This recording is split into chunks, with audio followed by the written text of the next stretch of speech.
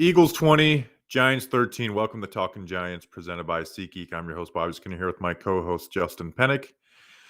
And Justin, the Giants fall to 3-14, and the season is over. Well, the season is over. Most losses in New York Giants history, Justin. We got through it all. How are you? I'm sad, man. I don't care how bad the season was. I love football. I love watching football. Going to Giants games and watching my favorite team is like my favorite thing to do. And football is such a brutal sport where, especially if your team is non-competitive, Bobby, this is 2 years in a row where week one losses, it just feels like it sucks out any sort of life or optimism in this team. And the season's over, and it almost doesn't even feel like that we had a season. Like usually, most fan bases have like a win or a moment or some moments, multiple moments to kind of hold on to, and now we just kind of have to wait 8 more months until we get some sort of meaningful football again. And I'll be excited for it, but I'm not sure sitting here right now that I'm going to be optimistic for it. I will always be excited for Giants football, but I'm not sure in September if I will be optimistic for Giants football in the future. Yeah, I mean, it sucks. And this is not going to be the Joe Shane, Brian Daboll. We're going to talk a little bit about them and their fates, but I kind of want to lay the season to rest on this show. Because we will have, definitive news in the next 24 to 48 hours, and then we'll give all our flesh out everything we've got on that. But yeah, I mean, it sucks, obviously, like you said, you get a little emotional when the season's over. I mean, we pour our lives into this. Um, the people who listen to this show right now, like they love this team. They're sitting here watching this on a Sunday night after the team lost the most games in NFL history. Yeah, like there's fans, who probably have checked out who won't listen to us at a time like this. It sucks if we get a bad product consistently. It seems like we're going to have a lack of accountability for the bad product. I mean, Justin, we've done this pod with a 4-12 team, 6-10, 4-13, a playoff year that ended up hurting us, 6-11, and then year 6, Justin, the most losses in team history at 3-14. I mean, Giants 100 delivered the worst year in Giants football history, and they only get the third pick to show for it, and they're probably not going to clean house either. It's just, unfortunately, fortunately, this is what the New York Giants are. They're one of the worst teams, franchises, over the last 15 years. Yeah. Like And at the they're a same bottom 3 franchise in the NFL the last 15 years. and We at the same share we time, share a stadium with one of those other teams. oh, we do. Yeah. Burn it. Uh Fixed. Uh and even though it's like, yeah, I love Giants football. I love watching it, I love going to it. At the same time, there is like a thank God it's over too. There's like a lot of emotions. All the emotions that like you could be feeling, and like I'm feeling right now. I think they're like legitimate. It's like, damn, I kind of don't want it to go away, but also, Oh, as soon as Drew Lock throws that interception, it's like, thank God, like this is over. The nightmare is over. yeah, a month left in the season, and you're just like, all right, let's get this season over with. But hey, we're a little down the dumps right now, but a week from now we'll be knee deep in Senior Bowl evaluations. I'll be passionately defending my most underrated pick in our awards show. Then we'll go to Alabama for the Senior Bowl. We'll see some stickers on the Dunkin' Donuts. Then we'll be getting into free agency, telling people which moves we agree and disagree with, because there will be both. Then maybe they draft a QB, and hope is born out of the possibility of having a guy lead us for 15 years. Then we'll do way too early draft week in June, and then have a very fun 4th of July mailbag. Then we'll go to camp and interview people in the van, do streams, and get called haters if the rookie QB struggles in camp, for simply just talking about it, and overreact if he looks sick. Then we'll go to some joint practices and make jokes about how are we going to get in without the help of the Giants, live stream that preseason game, rejoice or panic, no other option besides that. And then we're at week 1 praying that our rookie QB can beat Jaden Daniels and the Commanders, looking to build off of their first year, Justin. And that'll be a quick 8 months. Snap your Yeah. finger.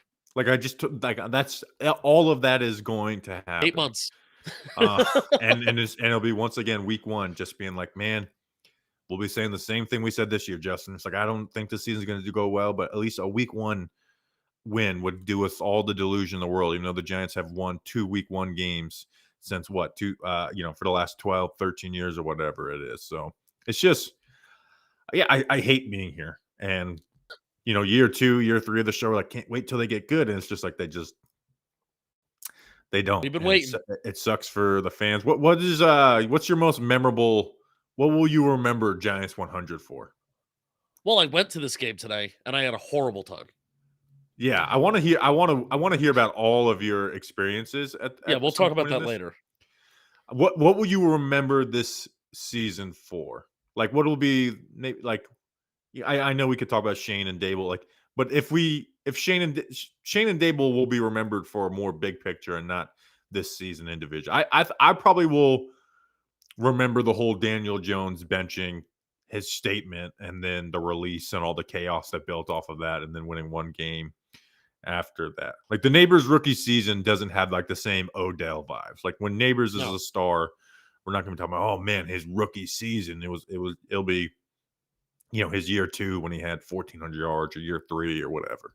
Yeah, I guess this officially being the end of Daniel Jones is going to be the thing that stands out the most. But other than that, I'm like, we're going to look back at this season and be like, yeah, that season happened. Wow. And then like trying to do the remember this game, remember that game of this season. This has been one of the more forgettable seasons like that I could remember as like a somewhat adult Giants fan. This has been an extremely, extremely just forgettable season. At least like 2015, a season like I'll just use this as an example. A bad Giants team, a losing Giants team that got Tom Coughlin fired. That team stands out because they scored points and they were in games and they lost games late and you got your heart broken. This team wasn't that. This was a lethargic team that It's barely showed any energy. And like I said, the only thing that you're going to remember is the Daniel Jones being released. Yeah, I That's mean, it. this season, man, and I was having some of these thoughts today where it's like, man, I just don't feel, and maybe this is getting used to the show and being much more involved in my Giants fandom than I was before. But part of it is like, all right, like, every year I'm watching, one of my most important TV viewings is watching Jay Glazer on Fox on the final week of the year to figure out what he's going to say. Like, that's one of my most important viewings, right? And just stuck with this team, which I do want to talk about the reports that they came in. Like I said, we're not going to flesh out the whole Brian Dable, Joe Shane, stay, go stuff. But yeah, maybe someone in the chat reminded me. This might be the season we remember where the Giants went 3-14, and they fucking called us crying about a video Oh saying the yeah. GM should be fired after a 35-14 loss. Justin, I want to get into the reports by Glazer, Schefter, Jordan Schultz, and Jonathan Jones. But since it's the final episode of the season, I do want to thank some special people. I want to thank you, Eli Smith. Boy, that name Eli gets me going. Andy Pierce. This Antonio Pierce. This is like the 07 team coming back to life. Oh yeah. Vinny Napolitano. He's a pizza person. Jake Wickham. I live very near to Wickham Road. Jack Salazzoni, he's another pizza person. And that's it. Justin, who are these special people? And that's it. These wonderful people went to patreon.com/Talk of Giants for $2 a month. Plus some of the cheers. You get to hang out with us live while we record the shows. Bobby Skinner Sim will send you some stickers in the mail. Plus, there's some shirt raffles a couple times a month. Patreon.com/Talking Giants. You'll be glad you did. Appreciate everybody that stuck with us all year. Blah, blah, blah, blah, blah, blah, blah. Maybe subscribe too. If you're on YouTube or podcast apps, whatever, make sure you're subscribed. It's Like free. and It helps us out. subscribe. Like and subscribe. What do you think about this game as a whole? Because there's going to be some talking points out of it, and I want to poke some holes in some of those talking points. But Brian Daboll, it was just like fourth and like he's like, I'm going to have the most aggressive game plan of the year. Going for it on 4th and 7. People said, oh, 3rd and 9 draw. He's looking for the tank. No, he did a 3rd and 9 draw because he thought he was going to go for it on 4th down and get like 5-6 yards on that play. A fake punt. But at the end of the day, like, despite the all out, go for it with the play calling, they had 4 passing first downs, 138 passing yards against the Eagles backups. And he wants to, like, this was me, I haven't been like Dable as the main proponent of anything. He hasn't been the main proponent of my anger at all. This was the first game where I got a little ticked off at Brian Dable. And it was just like a couple things. Like, want to sit there and say last week, this is what it's supposed to look like with good QB play against the Colts, who had like the worst tackling performance I've ever seen in my life. Like, yeah, great QB play led to Malik Neighbors having 120 yards of fucking yak. Um, but my question to me, like, what is it supposed to look like when you're playing backups? That was bad. What is it supposed to look like when you're playing a third string immobile quarterback with Kayvon Thibodeau and Brian Burns playing? And I know people say, well, look at what they did with some of the players. They were tanking. They rotated Banks a little bit with Wilson. Anthony Johnson played a handful of snaps. Josh Azudu was in at guard, which made me audibly laugh. Boogie and Fox, got a little more run than they probably would have. One, I Jalen want to Hyatt was on the field, and they took Malik Neighbors off the field. Yeah, at the end of the game, right? So I understand that there is part of that. Here's the thing. If that's the case, then they're genuinely fucking morons for last week then. Because why didn't you have that same energy last week? Yeah, and also Like I so don't want to where's hear. the plan? Where's this coming from? Is this coming from ownership? Is this a decision between the GM? Like, so you're Orables and was told all week that this team goes all out for victory and you should be thankful. And I believe that, Justin, but now I don't know what to believe anymore. That's a subtle shot at the fucking Believe in Giants Carl Banks Bob Papa podcast. Spend 30 minutes talking to Giants fans like they're 4 years old and still haven't had any conversation on why they should keep Shane and Daboll. Take your fucking shots or your subliminal shots. Like, what? Tell me what this fucking was then. Okay, you want to sit there and explain to us all that? Tell me what this was this week. So either you're tanking and you're taking steps towards losing games for the draft position, or your fucking sorry ass team can't beat the Eagles backups. And don't talk to me about who's injured, because here's what you'll see. They had the week one starting cornerbacks basically played the entire game. I know Wilson got a handful of snaps, but Banks was out there the large majority. The offensive line was not terrible in this game. You had Tyrone Tracy. Your wide receiver 1 to 4, which you were proud of this offseason, was playing. Kayvon played a lot. Burns played plenty of snaps. You were missing the main pieces you were missing is Thomas and Dexter Lawrence, the Gettleman picks, the Dave Gettleman picks. Like the guys you were missing that were at least above average players for you were Okereke, McFadden, Tyler Nubin, and John Runyon. Those were the real Joe Shane additions that were missing in this game. So I don't know what they were doing, tanking, whatever, but it's just a sorry ass product, and it led to 3 wins. And I don't care if you're rotating fucking Josh Azudu in with Aaron Stinney, who they were going to plan to start at guard this year. Um, like there's no way of painting this as well. It's not that bad because we rotated Josh Azudu and Devon Wilson for a few snaps.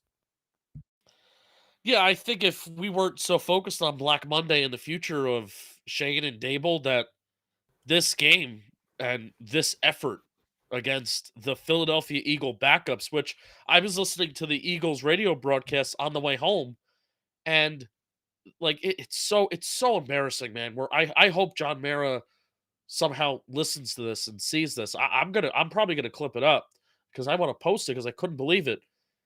I like the broadcaster. I think he's good. He's the old guy that's done the play by play for a really long time. He's basically saying the Giants are your friends. The Giants are your friends. Where they give you Saquon Barkley, and that's the national narrative. Where the Giants gave the Eagles Saquon Barkley. They give you Saquon Barkley, and then they give you penalties. They give you this. They give you bad rosters. They give you opportunities to win games. The Giants are your friends. That is the home Eagles play-by-play announcer saying that about the Giants, like thanking the Giants for being a bad football team and not being able to beat the Eagles backups when very clearly there was a lot of people. And I was listening to Phillies Eagles radio all morning.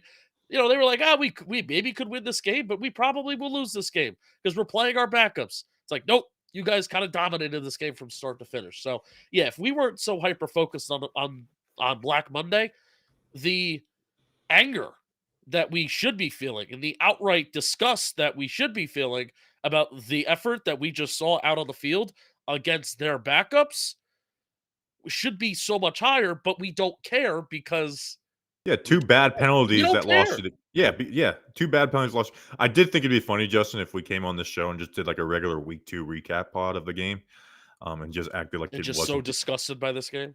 Just act like so again, like we're not talking about because it's like, oh well, they're not trying to win. Okay, then what happened last week, right? So what was the point of last week and all the bragging about this is what it's Yeah. supposed to look like of But also last week? let's go through those scenarios too.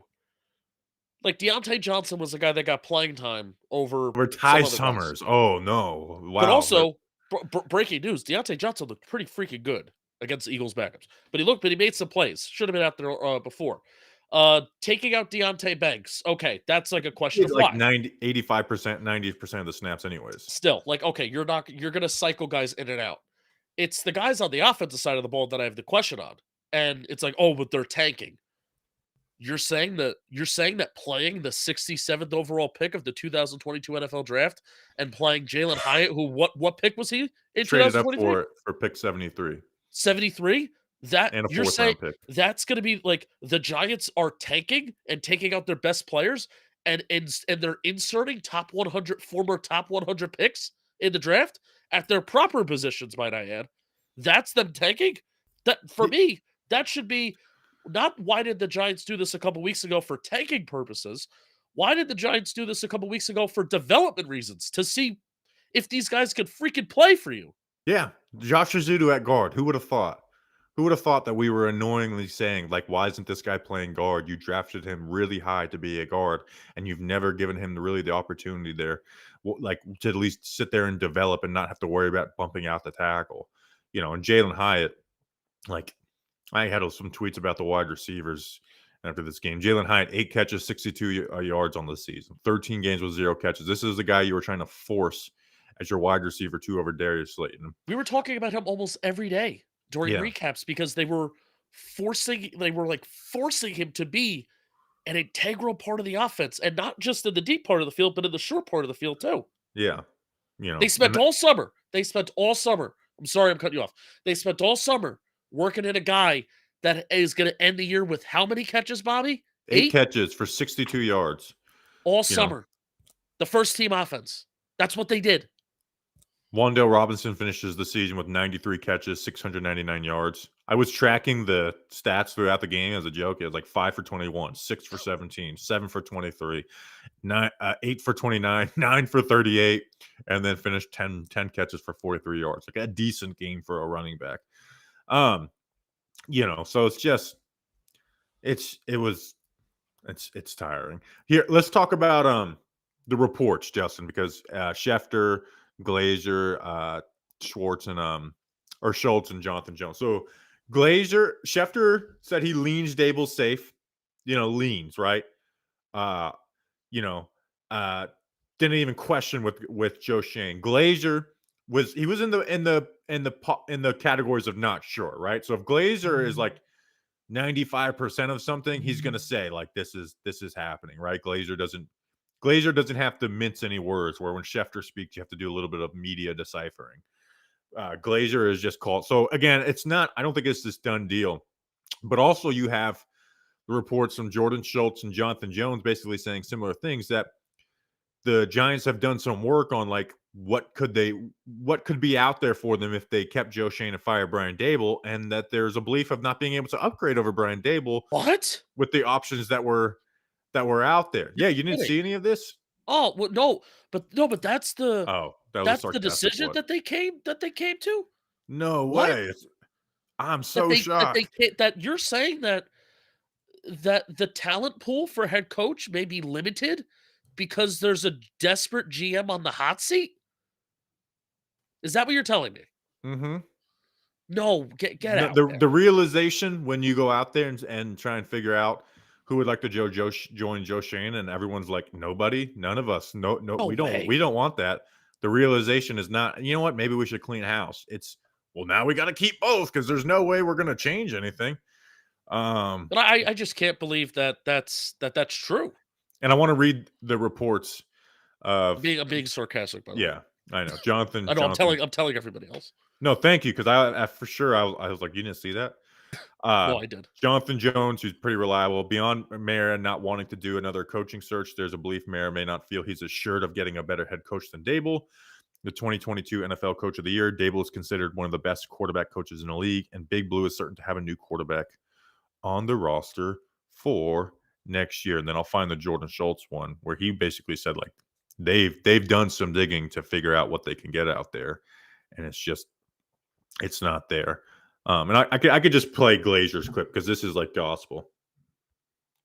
Gospel of Glazer. Joe Shane A lot of question marks here. We're going to start here straight in New York with Brian Daboll. And look, the sentiment around the league is that Joe Schoen is in, Brian Daboll's out. I don't think that's the case. I think Brian Daboll ends up being safe out there. I think both come back to New York. Mike McCarthy, he's obviously going to have a conversation. So let me ask you this. Get out there. Let me ask you this, because on Friday's show, I think we both predicted Daboll out, Shane in, but I think both of us gave the caveat of it feels like it's suddenly starting to change. Yeah, yeah. Are you surprised that it's changed this much? Where I think now my prediction is that they both stay. I'm going to change my prediction. Yeah, because like you said, the wind started pushing that way early last week after the fucking Colts game. And Schultz said sources the future. And here's the thing. I don't think it's a done deal either. No one's reported that it's a done deal that Daboll's staying. Now, Daboll's press conference and some of his demeanor made it feel like a guy that was comfortable, or he was a guy who didn't give a shit. But it's tough to get it's so tough to get a read from him, man. His press conference today, which again, no one cares about press conferences. I'll tell you, I screamed about it. Go ahead. Yeah, no. At the end of the day, they don't matter. That like, it's probably smart of him to not say anything, but it was just like, dude, he wouldn't say anything. He was just going through the lines. He's like, why should fans believe? He's like the people, like the process. Anyway, is not good enough. Like basically for a minute and a half, the reporters that I respect him for pressing him on this, they were trying to ask him a simple yes or no question. Dave's, man, did you have any conversations with ownership about your future? And it was just like, we talk all the time. We have conversations. I screamed in my car, and luckily I didn't scream alone. I had a friend with me, so I'm not a psychopath. I probably am, but I screamed in my car. I'm like, it's a yes or no question. It's a yes or no question. It was very funny because they were breaking it down. They're like, you said yeah. Are you saying to the answer to your question is yes, or are you just saying he's like, yeah, we just have conversations all the time. And tomorrow, and he said this. It's not. It's just like any other conversation we have. Like, no, it's not. No, it's not. Tomorrow is not going to be like any other conversation. It's like the second most important conversation of your life tomorrow, dude. Like, you better come fucking prepared. You're fighting for your job. Yeah. Obviously, he's just fucking saying shit to the media. But I did find that I was like, this. If I was like a reporter here, I'd be infuriated by these reactions. Brian Daboll's temperament and patience with all of this is remarkable. The favorite is because like he wouldn't make it like a plea for his job, through the media. So finally someone asked like, what would your message should be to fans? Because you can't just say I'm keeping that private. Yeah. He's like, yeah, not good enough, but like the people, like the process. Anyways, just focus. And then he tried to do like focusing on here and now. He's like, I'm just focused on the players and the coaches. Yeah, I'm focused on the meeting that I'm gonna make the players get into the building by 8 a.m. tomorrow. Which that doesn't mean that he's not fired, by the way.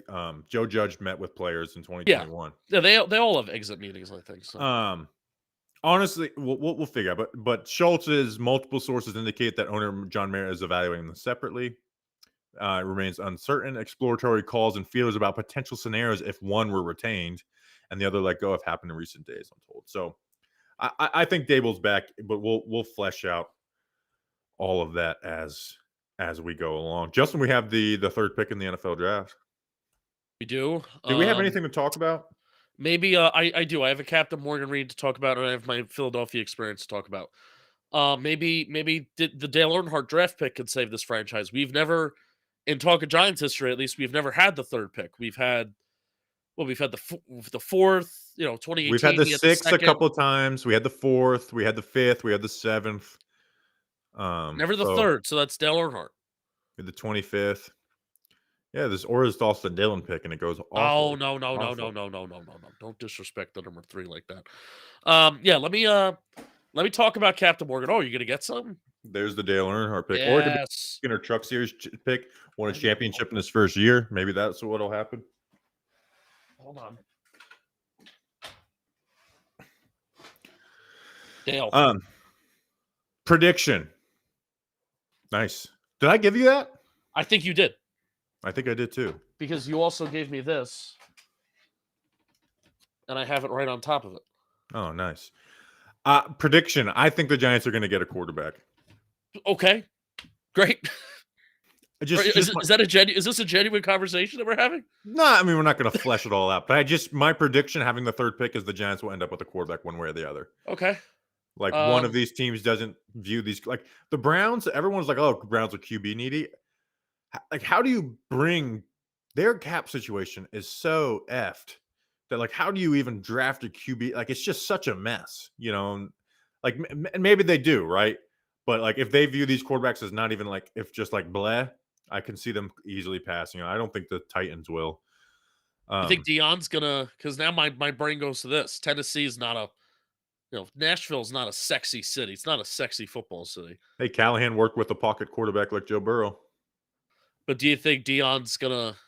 We're gonna pull an I can't. Archie. Until he told Wes Steinberg that that's not true when Okay. asked about the Titans and Browns. So he Okay. literally told Wes Steinberg that is Wes not Steinberg true. reported that. Okay. Per Yeah, Wes. and then remember the whole thing with Art, and Yes. Art's like, "I will fucking expose you," and Wes didn't tweet for I fucking will 2 weeks end after you. that. So yeah, we have the third pick. So I guess We have the third that's pick. nice. That does make me feel a lot better about the 7th or 8th pick.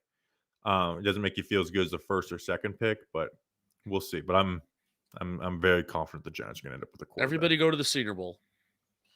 That would be great. I don't think Cam is. I tried to find if Cam was going to go, and he was asked like in a press conference if he's honored by that. Shador ain't going. Shador's going to the Shrine Bowl. Oh, Cam Ward was asked about like, do you feel like you went from a 0-star recruit to getting an invitation to Senior Bowl, and he's like, I don't really care. I was like, damn it, dude. I was like, I know it doesn't make much difference, but I want to see you there. But Milrow will be there. Captain Morgan. Yeah, let's talk. Justin, can you talk to me about something? I will. I would love to talk to you about Captain Morgan because today's episode is sponsored by Captain Morgan, the official spiced rum of the NFL. Captain Morgan sent me to this game today. Believe it or not, that is why I was in the city of Philadelphia. That is why I was at whatever field it's called. I forget. I suddenly forget. It's a bank. The NFL season is where legends are born on and off the field. The link. Some are of last second plays that turn the tide and change a team's destiny, while others are friends who follow the captain from within them to make a regular get together into the stuff of legends. So grab your crew, grab a captain out of cola, and make it a story to remember because the legends start when you follow the captain. Visit followthecaptain.com for more. Please drink responsibly. Captain Morgan, original spiced rum, 35% alcohol by volume. Captain Morgan Rum Company in New York, New York. You will be glad you did. However, I was not glad that I went to Philly. I am thankful that Captain Morgan sent me there for free. I am thankful that we had very good seats, but I'm thankful that I went to a cheesesteak place that is called Angelo's. Hold. I tweeted a lot today. Angelo's. Doug believe it's Analytics called says if the Angelo's. Giants would have beaten the Eagles today, they would have fallen to the 6th pick. It was Angelo's Pizzeria. That's what it's called. Very, very good cheesesteak. The best cheesesteak that I've ever had. Very moist. That's the word. I don't care if you like it or not. It was not dried up. The cheese was very good. The meat was authentic. It was very good. We as that a was- society have to get past the Dane Cook bit about the word moist. Yeah. It's an essential just how I word to get felt. through life. It's just how I felt about the cheesesteak that I had. So I didn't wear any Giant stuff. I'll admit I was a fraud. I got out of my car and I regretted not. I'm like I could have easily just put a Talking Giant sweatshirt on. I didn't have to deck out in my leather jacket or whatever, but I should have just put a Talking Giant sweatshirt on. I didn't even do that. I put a St. Peter's Prep sweatshirt on.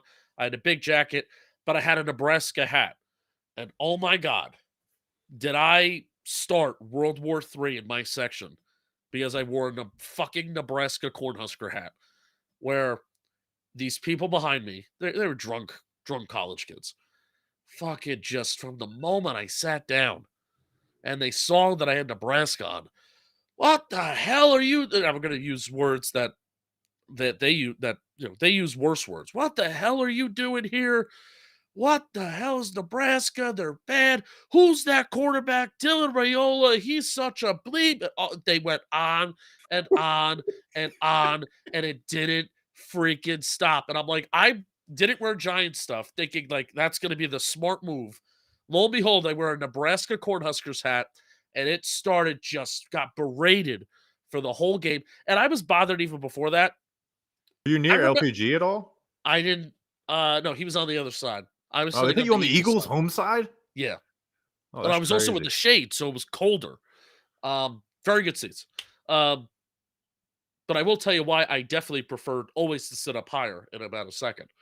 But yeah, man, just berated just from start to finish. I'm like, oh my God, this is brutal.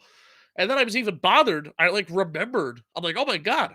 Like the Giants have been so bad for so long, and we haven't been good in our division outside of the Commanders. It's been so long that I'm like, I hate the Eagles. I hate their fans. They're singing, spelling like Rocky, fake fictional figure, and we You worship can him. hear them through the TV. I hate I hate all this. And I'm like, I'm bothered. I'm bothered that they're doing well. I'm bothered that the Eagles are good. So I was annoyed already going in. I'm not going back. I'm never going back there ever again unless I am paid. Like I will make that clear. If I am paid to go, I will go. But I was We not should do one paid because we're extra gonna. to go to this game today, and I did not enjoy it. But I'm But thankful to we Captain got to do Morgan. talk. We got to do talking Giants across America. So that'd be a perfect time to Well, go. Pennsylvania. Well, we could do something else in Pennsylvania. Um, We could go to Pocono Raceway, even though I don't love that place either. We go to Pocono, and we could do Talking Giants there. Well, at least it's a NASCAR race, and it's not an Eagles game. I did not have a good time. It was did you say hi to Saquon? crazy. I did not say hi to Saquon. I saw Nick Gates. That was fun. I didn't say hi or anything. That's math You're too today. far. But here's why I hate sitting down low. Because there's a point where it's like, oh my, so I'm sitting like in the corner of the end zone. So, oh my God, the ball and the Giants are going to score, or the Eagles are going to score. So we're about to see a touchdown. And then the CBS cameras just park their ass right in front of you. So it's like people pay all this money for these field level seats just for CBS and Fox cameras or whoever to park their ass right in front of you, so then you can't see. I always sit up high. I felt like I couldn't watch the game. I was like, "What's happening? What's going on?" I had to choose one player to watch, and that was it. That's like, all right. I'm watching Nick Gates this play. I'm watching Deontay Johnson this play. I'm watching Jalen Hyatt this play. I can't watch the whole play and know what's happening. It's too much. I need to sit up high. Got to sit up high. Got to sit up high, dude. So we'll finish off in a minute. The broadcast one, they showed Pat Hanlon and like talked about him for like a good 45 seconds Really? because he got the Malik Neighbors record Huh. for the receptions, and they were just talking about him. Oh yeah, And that he's like, happened. That's cool. yeah, that was cool. I mean, Malik Neighbors, I think he's going to be pretty good. Yeah. So I'm going to see if I could find this clip and play it. But like the Saquon. Well, one must have been driving Mayor a little crazy, like fawning over how Saquon's been such a leader to Tyrone Tracy, and he reached out to him after the draft and gave him pointers, and they might work out together this year. Oh, that's This sick. But what was even better, because you know how Saquon had that like sleep commercial where he's like, Yeah. trolling John Mara, right? So Is it obvious, was it a direct troll? Oh, because John Mayer said he's going to lose sleep. Yeah. yeah. So it was a clear troll, but like me and you know Saquon and how he is pretty well, and he just doesn't like ever being the bad guy in anything, Right. even when he should just kind of lean into it. Like, yeah, I got 2,000 yards and you guys let me walk. Yeah. But here's the clip that they had, because Saquon was like, no, it was not any type of disrespect to Mr. Merritt. Here, for a while yesterday.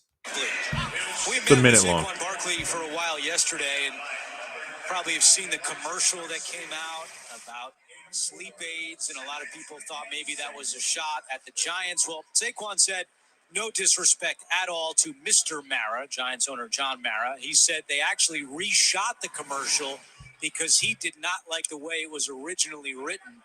And he said he still loves the Giants, talks to a lot of his former teammates, and so many people had pegged this as the ultimate revenge game. Watch if this. Saquon had gone for the record and broke it against the Giants. He told us it's the exact opposite. As McKee throws and completes this one. McKee throws a pass to Johnny Wilson. Barkley said it would have been special to go for the record and do it against the Giants, because of all the appreciation he has for all the people in the Giants organization, including the trainers who he listed by name, who put him in this position to possibly break the Okay. Just the ultimate pander, like just killing you with kindness. By the way, speaking of Johnny Wilson, you ended up beating Jolly in fantasy this year. Yes. So congrats. That Malik Neighbors touchdown at the end is what won it for you. Yes. But just the ultimate, I was like, this is the best pandering I've ever seen Saquon Barkley do. Well done, my friend. So I mean, I don't think we have the opponents fully locked up, Justin, because there's a tie at the bottom of the NFC South. So, and I don't think you guys want to hear them right now. So The home schedule's tough. it's very tough. The home schedule is set. I could read the home schedule with the 49ers loss. We have the Packers, the Vikings, the Chiefs, the Chargers, 4 playoff teams, the Cowboys, who, we can't beat, the Yeah, Eagles, can't beat. Commanders, playoff teams. I know, don't worry. We have the last place team in the NFC West, the San Francisco 49ers. Joy. Yeah. Could you imagine if they didn't get that home win and all like the memes about the Giants' last home win was this? But you know what, Justin? I have a feeling we're going to upset the Chiefs week 1. I just have that feeling. Okay. Yeah. Okay. Just a feeling. Just a feeling. Okay. Anyways, Justin, They almost did it 2021 if it wasn't for O'Shea Zimenez. yeah, Joe Judge coaching job, Patrick Graham. Yep. Daniel Jones was a quarterback that game. Threw an interception, first pass of the game. Still found a way to lose. All right, Justin, that's an episode. We will see you guys. So here's a little bit of off-season programming. For this one, we will do 2 more episodes this week. We'll do one when we get confirmation on the fates of Shane and Daboll. Which, by the way, Justin, I know like the not having the worst case scenario of splitting them up is a little pain, but I'm like, I kind of found myself, I was like, you know what? This should not be the fucking mindset that like, oh, well, at least they didn't do the dumbest possible thing. Like I'm somehow relieved. Like I'm somehow relieved that they're not doing the dumbest possible you know thing what? possible. It's still really bad to keep both of these guys. So we'll do that Friday. I don't know exactly what we'll do. Maybe we'll have an interview on to, get someone who can flesh out why and how they sold it and all that.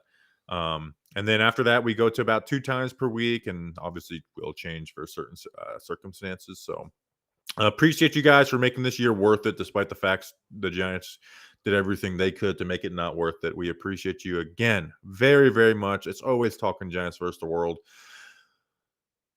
We'll see you when we see you. Preview pod week 1, not so far away. Until then, let's go Big Blue.